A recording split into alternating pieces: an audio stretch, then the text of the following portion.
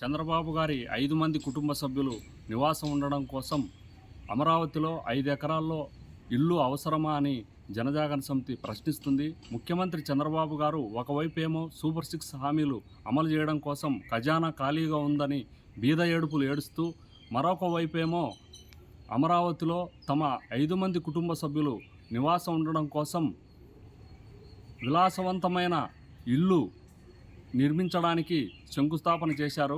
కూటమి ప్రభుత్వం అధికారంలోకి వచ్చిన తర్వాత రాష్ట్ర ప్రభుత్వ ఖజానాకు నిధులు పెరగలేదు, కానీ ముఖ్యమంత్రి చంద్రబాబు గారికి సొంత సంపాదన భారీగా పెరగడం వల్లనే అమరావతిలో 5 ఎకరాల్లో విలాసవంతమైన ఇల్లు నిర్మిస్తున్నారని రాష్ట్ర ప్రజలు పెద్ద ఎత్తున చర్చించుకుంటున్నారు.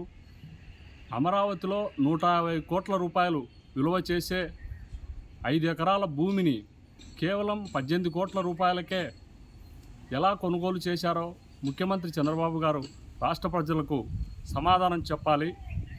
3 పంటలు పండే భూమిని అమరావతి రైతులు రాజధాని నిర్మాణం కోసం త్యాగం చేశారు, కానీ ఇలా ముఖ్యమంత్రి గారు విలాసవంతమైన ఇల్లు నిర్మించుకోవడానికి కాదు, చంద్రబాబు గారి ఇంటి కోసం అమరావతిలో అక్రమంగా కొనుగోలు చేసిన 5 ఎకరాల భూమిని ప్రభుత్వం మారిన తర్వాత రద్దు చేయాలని జనజాగరణ సమితి మాజీ ముఖ్యమంత్రి జగన్మోహన్ రెడ్డి గారికి విజ్ఞప్తి చేస్తుంది.